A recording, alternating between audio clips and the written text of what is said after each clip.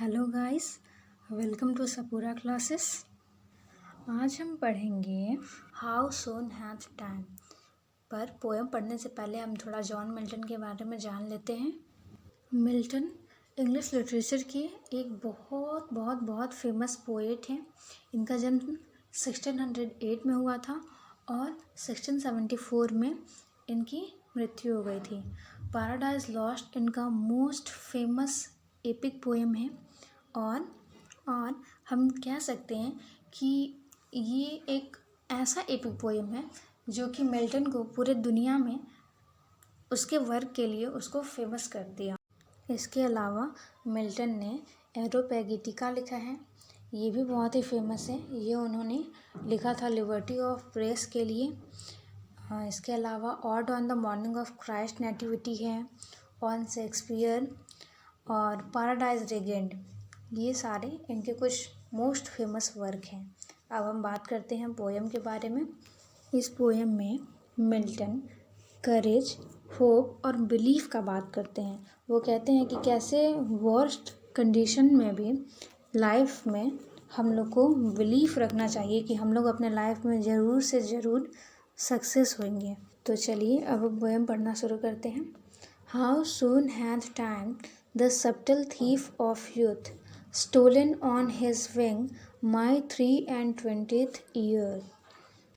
Poet कहते हैं कि वो अभी तक अपने जीवन में परफेक्ट नहीं हुए हैं। वो कहते हैं कि वो 23 ईयर के हो गए हैं, उनका 23 साल हो गया है, पर वो अभी तक अपने क्राफ्ट में, अपने आर्ट में निपुण नहीं हो पाए हैं। अभी तक अपना वो पोटेंशियलिटी नहीं डेवलप कर पाए हैं और उनका 23 ईयर ऐसे ही गुजर गया। यहाँ पर टाइम को थीफ के जैसा पोर्ट्रेट किया जा रहा है क्योंकि टाइम ने ऑथर का 23 ईयर चुरा लिया है, जो कि किसी भी इंसान का प्राइम टाइम होता है। पोएट को ये रियलाइज़ हो गया है कि उसने अभी तक अपने जीवन में सक्सेस हासिल नहीं किया है और उसका 23 ईयर यूँ ही पास हो गया। वो आगे कहते हैं, my hasting days fly on with full career but my late spring no bird और ब्लोजम सोड। पोएट कहते हैं कि उनका जो लाइफ है पूरे अटेंशन के साथ गुजर रहा था कि कैसे वो अपने आर्ट को, अपने क्राफ्ट को इम्प्रूव करें, लेकिन वो अब 23 ईयर के हो चुके हैं और उनको ये भी पता चल गया है कि वो जल्द ही ब्लाइंड होने वाले हैं।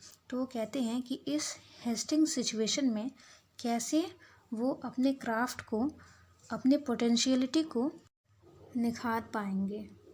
वो कहते हैं कि उनका जो स्किल है, उनका जो राइटिंग है या उनका जो क्राफ्ट है, वो स्टिल एक प्रोग्रेसिव सिचुएशन में है और इतने जल्दीबाजी में, इतने सून वो कैसे उसको ब्लोजम वाले कंडीशन में लाएंगे। अभी तो जो उनके आर्ट का कंडीशन है वो एक बर्ड वाले सिचुएशन में है। बर्ड का मतलब होता है कली। साथ ही साथ पोएट को इस बात का टेंशन भी है कि अभी जो उनका क्राफ्ट है वो तो बर्ड वाले सिचुएशन में है, तो कैसे वो उसको ब्लोजम वाले कंडीशन में पहुंचाएंगे। और उनको इस बात का भी टेंशन है कि स्प्रिंग के सिचुएशन में क्या उनका जो लाइफ है, उनके लाइफ का जो क्राफ्ट है उसका ब्लोजम हो पाएगा, क्या वो अपने लाइफ में सक्सेस कर पाएंगे। तो चलिए अब हम बात करते हैं सेकंड पैराग्राफ के बारे में। Perhaps my semblance might deceive the truth that I to manhood am arrived so near.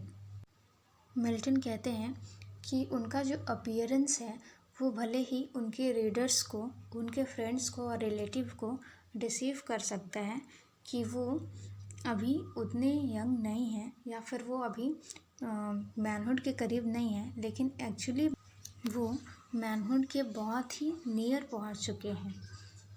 And inward ripeness doth much less appear that some more timely happy spirit एंड्यूथ।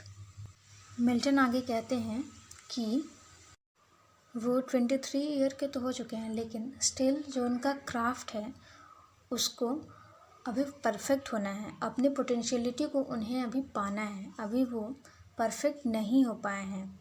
उनका जो वर्क है, उनका जो writing है, वो उनके रीडर्स को ऐसा महसूस कराता है कि वो अभी उतने मैच्योर नहीं हैं, उतने करीब नहीं हैं मैनहुड के, लेकिन एक्चुअली में वो मैनहुड के बहुत करीब हैं। वो आगे कहते हैं कि सम मोर टाइमली हैप्पी स्पिरिट एड्यूट, यानी कि कुछ लोग अपने लाइफ में बहुत जल्दी अपने पोटेंशियलिटी को प्राप्त कर लेते हैं, अपने जीवन में सक्सेस हो जाते हैं, या अपने क्राफ्ट में उनका जो आर्ट होता है उसमें वो परफेक्ट हो जाते हैं। पर जो ऑथर है, जो मिल्टन है, वो अभी तक अपने लाइफ में सक्सेस नहीं कर पाया है, अभी तक उनका जो पोटेंशियलिटी है वो उनमें नहीं आ पाया है अच्छे से। अब हम नेक्स्ट पैराग्राफ के बारे में बात करते हैं। Yet be it less or more, or soon or slow, it shall be still in strictest measure, even to that same Lord, however mean or high, towards which time lead me, and the will of heaven। Milton कहते हैं कि उनको full belief है God के judgement में। वो कहते हैं कि वो अपने क्राफ्ट में ज़रूर से ज़रूर सक्सेस करेंगे। उनका जो क्राफ्ट है वो अनजस्टिफाइड नहीं होगा गॉड के नज़र में।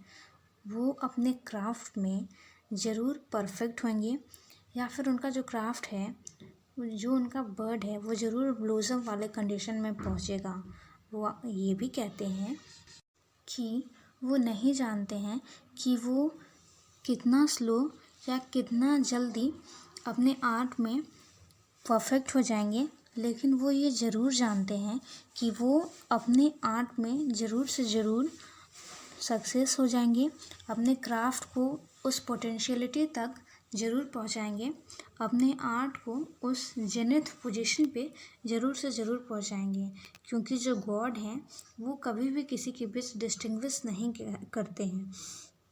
गॉड हमेशा सबको एक जैसा समझते हैं, भले ही वो ब्लाइंड होने वाले हैं, परंतु उनको गॉड के जजमेंट में, गॉड में पूरा बिलीफ है कि जो गॉड है उनको उनके क्राफ्ट में ज़रूर से ज़रूर सक्सेस बनाएंगे, उनको उनके क्राफ्ट में ज़रूर से ज़रूर उनको सफलता दिलवाएंगे। अब हम आगे बढ़ते हैं। All is if I have grace to use it so as ever in my great task master eyes.